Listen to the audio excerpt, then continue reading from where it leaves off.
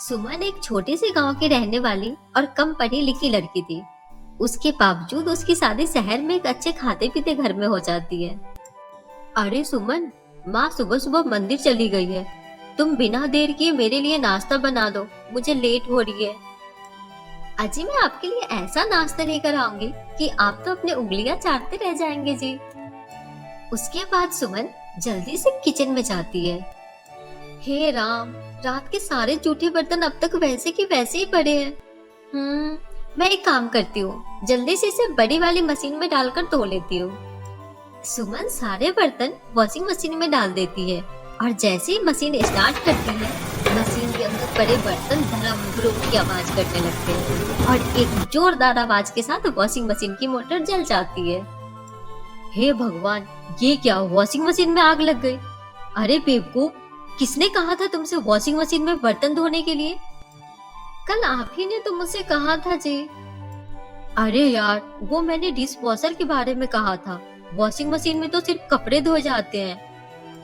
बहुत ज्यादा नुकसान हो गया क्या जी? अब वो तो इसका मिस्त्री ही आके बताएगा। 8-10 हजार से जेब ढीली करनी ही पड़ेगी। अच्छा, अब मैं जा रहा हूँ, बाहर नाश्ता कर लूंगा। और तुम भगवान के लिए माँ के आने तक घर के किसी भी चीज को हाथ मत लगाना। और फिर राहुल चीटकर घर से चला जाता है। इस तरह अलग अलग रहन सहन के चलते और शहर की नई जमाने की चीजों से अनजान सुमन अक्सर कोई ना कोई बेवकूफी कर देती थी। इसी तरह एक दिन सुमन कमरा साफ कर रही होती है कि तभी उसकी नजर राहुल के लैपटॉप पर पड़ती है। मेरे पतिदेव का भी जवाब नहीं, इतनी महंगी चीज को ऐसे ही रख के छोड़ दिए। ओहो, कितनी धूल जमी है इस पर। अभी इसे साबुन से रगड़कर साफ कर देती हूँ। उसके बाद सुमन राहुल के लैपटॉप को साबुन से धोकर कपड़ों के साथ सूखने के लिए रस्सी पर टांग देती है। शाम को राहुल जब घर लौटता है तो अपने लैपटॉप को इस तरह रस्सी पर टंगा देख उसकी आंखें फटी की फटी रह जाती है। हे भगवान, मेरा 1 लाख का लैपटॉप इस रस्सी पर क्यों लटक रहा है? सुमन, यहाँ आओ। क्या हुआ जी, आप ऐसे क्यों चिल्ला रहे हो? ये क्या है? अब भगवान के लिए ये मत कहना कि तुम्हारे गांव में लोग लैपटॉप को इसी तरह धोकर सुखाते हैं। आपको पता है जी, इस पर कितनी धूल जमी थी। एक तो आप खुद अपनी चीजों को साफ सफाई से रखते नहीं है, ऊपर से जब देखो मुझे आंख दिखाते रहते हैं। हे भगवान, इस पागल औरत का मैं क्या करूं? क्या करूं मैं? उसके बाद सुमन रोने लगती है। तभी वहां सुमन की सास आ जाती है। अरे अरे, क्या हुआ? इतनी जोर से क्यों चिल्ला रहे हो? बाहर तक आवाज आ रही है। आप अपनी आंखों से ही देख लो, आपकी लाडली बहू ने मेरे इतने महंगे लैपटॉप के साथ क्या किया है। अब ये किसी काम का नहीं बचा। अरे, गलती तो इंसान से ही होती है ना, तू इसे प्यार से भी तो समझा सकता था ना। अरे बेटा, घर गृहस्थी की गाड़ी ऐसे नहीं चलती। पति पत्नी दोनों का आपसी तालमेल होना बहुत जरूरी है। और तू है कि जब देखो इस पर धौंस जमाते रहता है। बड़ा आया तू, चल बहू यहाँ से।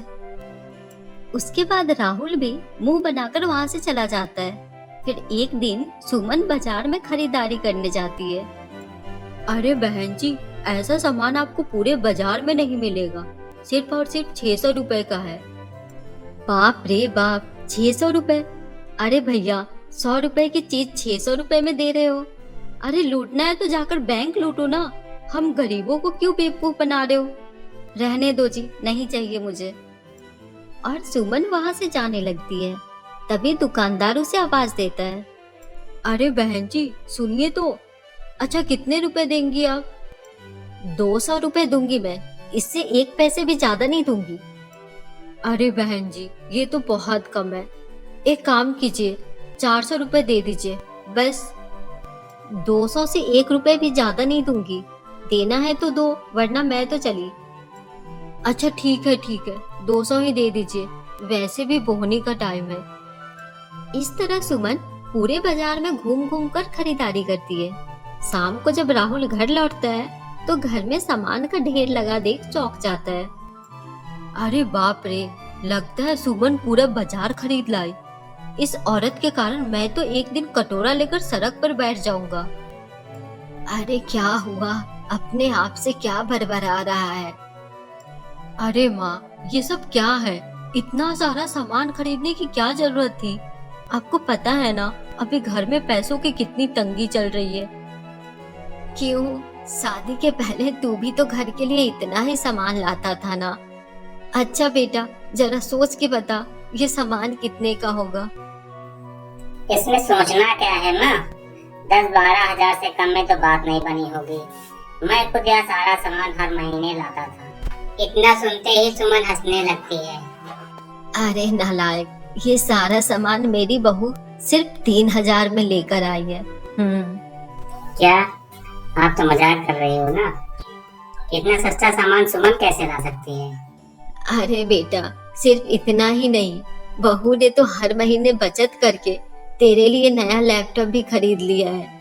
और तू हर महीने दुकानदारों के हाथ बेवकूफ बनकर 2-3 हजार की चीज 10-12 हजार में ले आता था। माँ, सिर्फ ज्यादा पढ़े लिखे होने से कुछ नहीं होता। अक्लमंदी के साथ साथ समाज में रहने के तौर तरीके, बात करने की कला, ये सारे गुण भी होने चाहिए, और जो सुमन में है। तो ज्यादा पढ़े लिखे होने के साथ साथ इंसान में समझदारी और अक्लमंदी का तालमेल भी होना चाहिए।